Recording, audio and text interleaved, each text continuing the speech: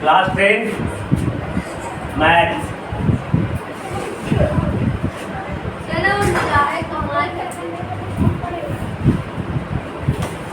Trigonometry है ना, याद तो देखना, अब लिखना है उसके बाद दिखाएंगे हम।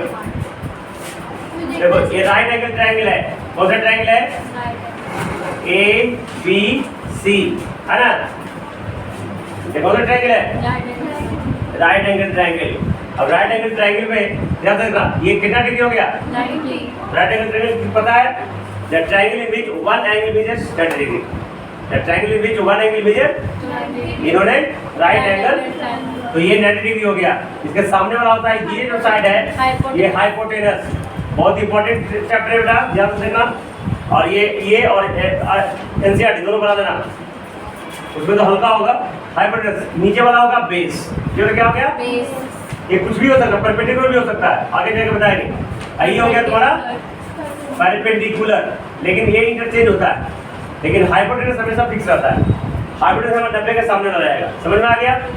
अब ध्यान देना, तो ये जब देखा गया कि एंगल के अनुसार, एंगल अगर सेम रखते हैं तो ट्रायंगल छोटा हो चाहे बड़ा, छोटा हो चाहे तो दोनों का रेशियो सेम आता है, दोनों इसी में टी रेशियो बना दिया गया है ना। ध्यान से देखना, अब for angle A, for angle, अब ये कोण के लिए गौर कर देखना, जो कोण ले रहे हैं उसके सामने वाला होगा परपेंडिकुलर, ये हो जाएगा पी, क्या हो जाएगा? जो कोण ले रहा है उसके सामने वाला परपेंडिकुलर, तो फॉर कोण ए परपेंडिकुलर क्या हो जाएगा? परपेंडिकुलर मैंने शॉर्ट में पी लिखे तो क्या हो जाएगा? बीसी। अब देखो एक किस एंगल पे, किस लाइन पे खड़ा, इस लाइन पे ना, ये हो जाएगा तुम्हारा बेस। बेस क्या हो जाएगा? शॉर्ट में बी लिखेंगे, क्या लिखे, कोई क्या हो जाएगा? A B. तो दिक्कत, और 90 के सामने वाला ये क्या होता है? हाइपोटेनस।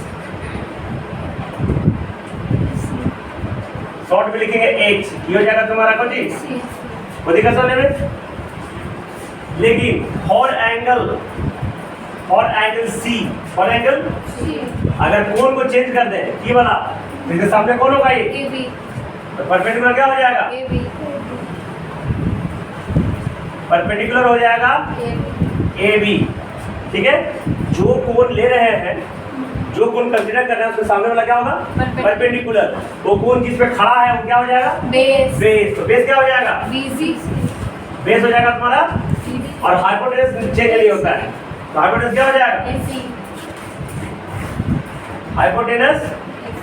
अब चूंकि राइट एंगल ट्रायंगल है, तो राइट एंगल में एक कोण कितना डिग्री होता है?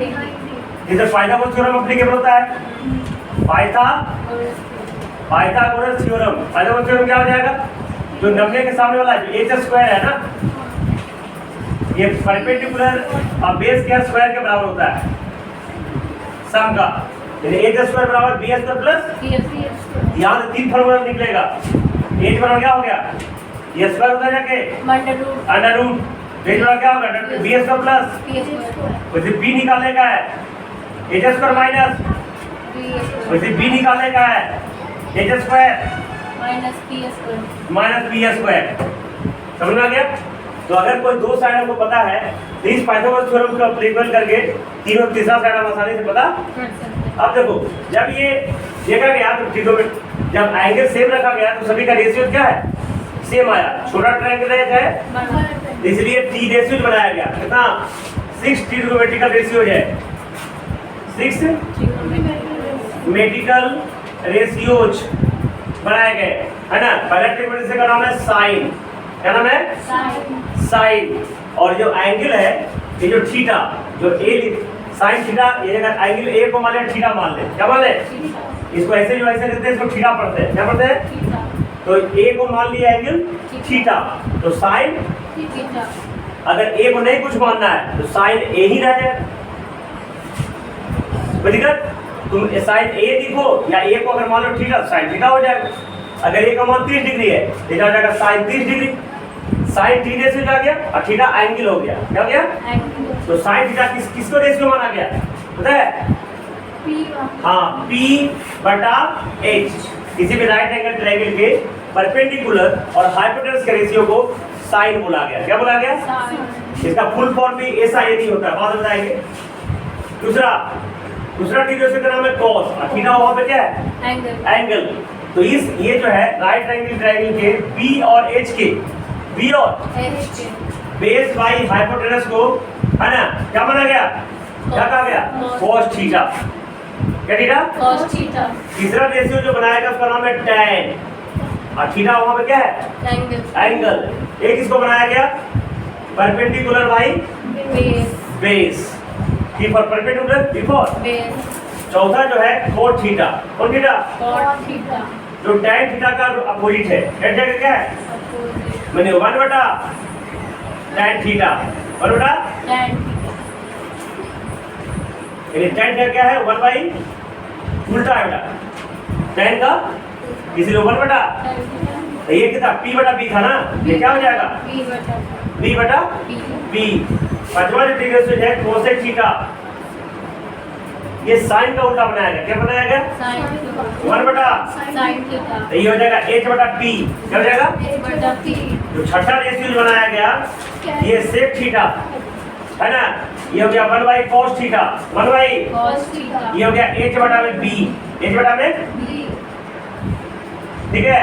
ये 6 रेशियो बनाए गए।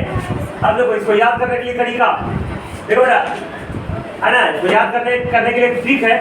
जैसे इंग्लिश में देखो P पाकिस्तान, ऊपर भूखा प्यासा, पाकिस्तान भूखा, जो अभी है थी ये पाकिस्तान भूखा प्यासा, सिंधु नदी का जो पानी भाग वाला जो रोक रहा है, सब सुन रहे हैं न्यूज में, तो प्यासा मर जाएगा, है ना। तो पाकिस्तान भूखा तो पहले खाई है, बहुत टमाटर 250 रुपये 300 रुपये किलो मिलता है वहाँ पे, बाकी ऐसा सुनते हैं, देखे नहीं है। पाकिस्तान भूखा, और नीचे पे H फॉर हिंदुस्तान, तो हम लोग हमारा देश है हरा भरा, याद हो जाएगा ना। नहीं साइन कॉस टैन को याद रहेगा।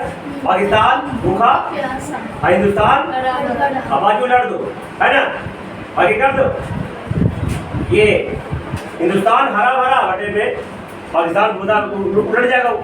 साइन का उल्टा कॉसेक, कॉस का उल्टा सेक, टैन का उल्टा कॉट। तो दिक्कत समझ में आ गया?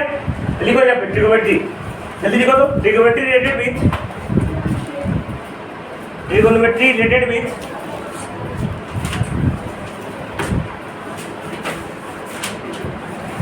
Trigonometry related with right angle triangle. अभी लिख लो, बाद में इसको डालो।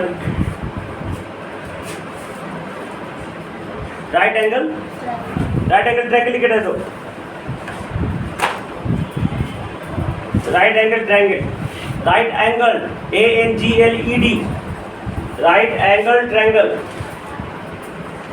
देखो the triangle in which one angle, the triangle in which one angle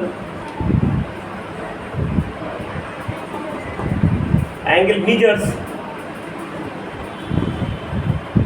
90 degree, one angle measures 90 degree is called right angle triangle, is called right angle triangle।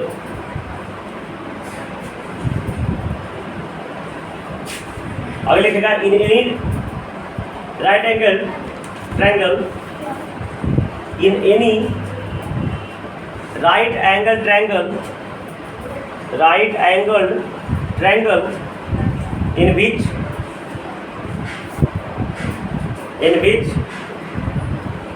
angle B is right angle, angle B is right angle,